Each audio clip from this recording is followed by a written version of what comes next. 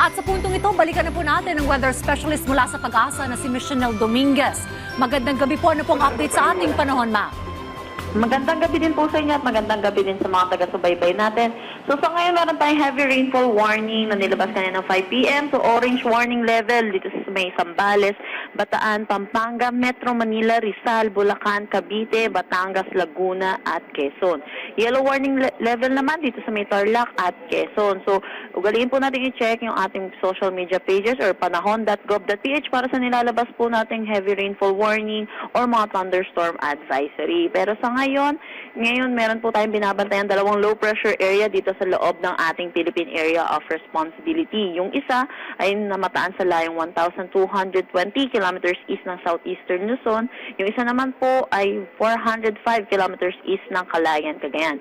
Sa ngayon, mababa pa naman yung chance nito na maging isang ganap na bagyo sa susunod na 24 oras. Pero sa mga susunod na araw, inaasahan natin, tumataas din yung posibilidad na maging isang ganap na bagyo ito at kaya inaasahan pa rin natin yung magiging maulan tayo this week. Sa ngayon, asahan po natin patuloy na pag-ulan, malalakas na mga pag-ulan dito sa Metro Manila, Calabarzon, Zambales, Bataan, Pampanga, Bulacan at Occidental Mindoro. Asahan naman natin mga pabugso-bugsong pag-ulan dito sa Ilocos Region, Benguet, Tarlac, Marinduque at Oriental Mindoro. Yung trough ng low pressure area na isa ay nagdadala na rin mga pag-ulan dito sa may Cagayan Valley. Sa nalalabing bahagi ng ating bansa, asahan natin magiging maulap pa rin. Asahan din natin mataas din ang tsansa ng mga pag-ulan lalo na sa hapon at sa gabi. Yan po muna latest dito sa Pag-asa Weather Forecasting Center. Chanel Dominguez po, magandang umaga. Right, Miss Chanel, ano po yung nagpapaulan ngayon sa malaking bahagi ng bansa? Partikular na rin po dito siguro sa Metro Manila. Ito po ba nga southwest monsoon at ano po yung epekto po ng dalawang LPA, ma'am?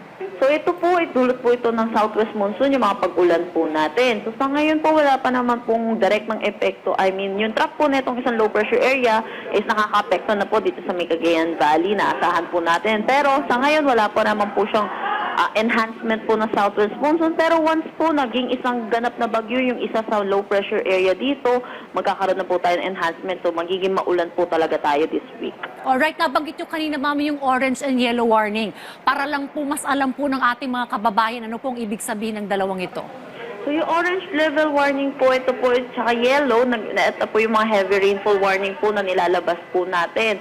So meron po iba yung meron po iba't ibang klase po to, orange, red at yellow. So pinakamataas po natin ay red, sumunod po ang orange at yellow. So ito po terms po sa tubig na dala po ng ulan yung kanilang level po. So pag red po, mas mataas po, pag orange po, ayan po, mataas pa rin naman po, marami pong volume ng tubig, pero hindi na po siya kasing taas po nung red po.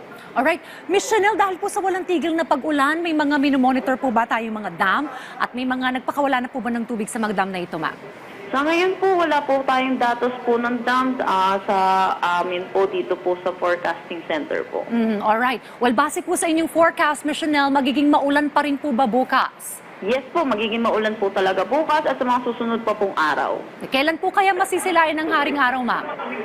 Possible po, kung magkakaroon po tayo ng bagyo this week, malabo tayo makakita po ng araw this week, pero patuloy pa rin naman po nating i-monitor po itong magiging bagyo po natin.